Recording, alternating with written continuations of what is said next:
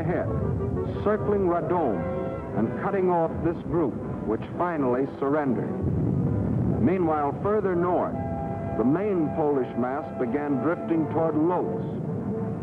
The German command, perceiving that this opened the gate toward Warsaw, sent the northern Nazi armored units racing through the gap to the Polish capital.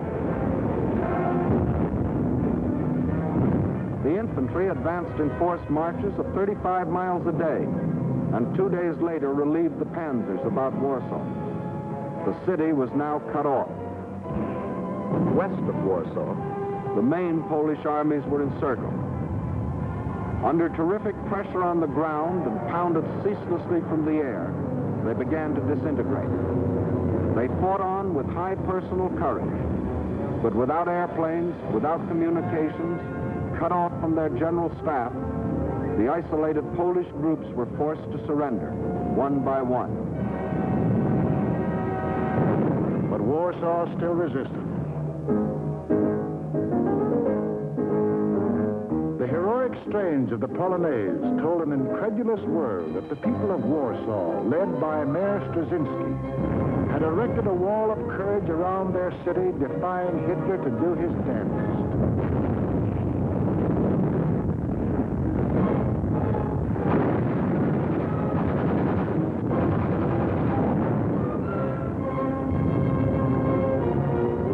Stopped cold by the city's desperate resistance, the Nazis were forced to send for heavier artillery. The only source of such artillery was Germany's Western Front. With great secrecy, the giant 240-millimeter howitzers were towed at high speed across the highways which Hitler had built for just such purposes and set in position around Warsaw. The huge guns subjected the city to a bombardment of incredible fury. Their fire concentrated on the densely populated residential areas.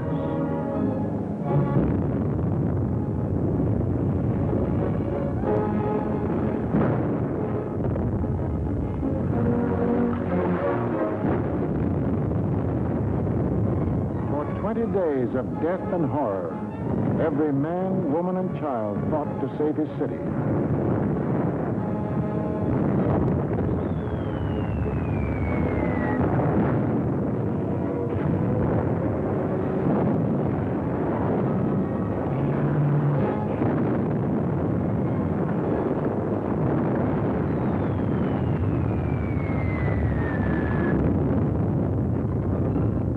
But without food or water, human endurance failed.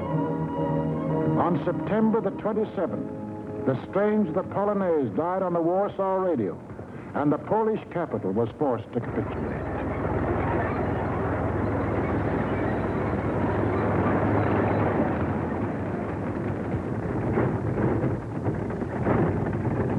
Now all Polish resistance was at an end, except here, the Westerplatte forts opposite Danzig. This small island of stubborn defiance had stood up under the fire of German warships from the first day. Its guns silenced, its forts shattered, it still refused to surrender, even under point-blank fire at 800 yards range. It was an exhibition of Polish valor that will go down in history, but militarily it could not avail. On October the 1st, the garrison at last surrendered. Surrendered to face the fate of these men, Polish prisoners being marched off to Nazi prison camps, an eventual extermination. For the Nazi master race theory calls for the complete wiping out of so-called inferior races. And in village after village, local Judases point out loyal Polish neighbors.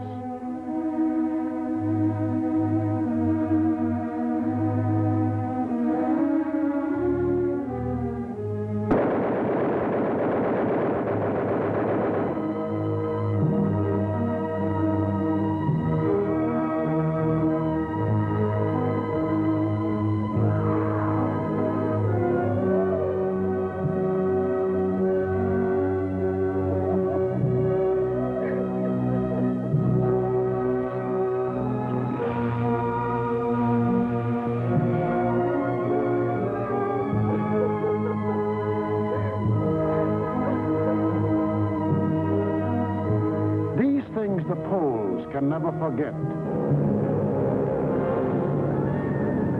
Including another one of Hitler's famous promises. Germany has concluded a non-aggression pact with Poland. We shall adhere to it unconditionally. The world now knew that a non-aggression pact with Hitler was the kiss of death.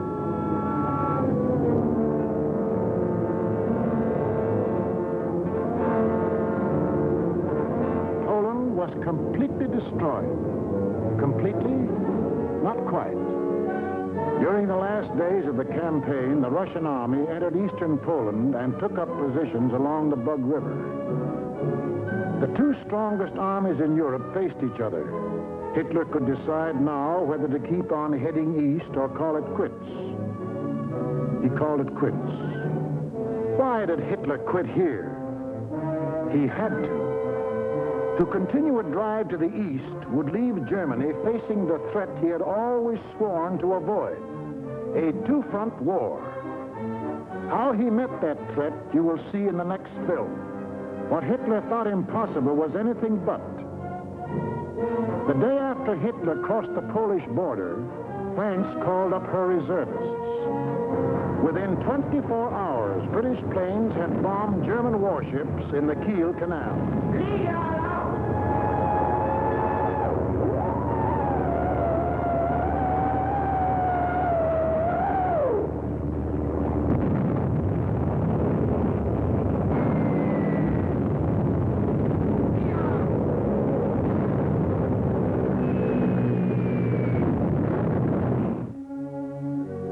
Britain, not merely the British government,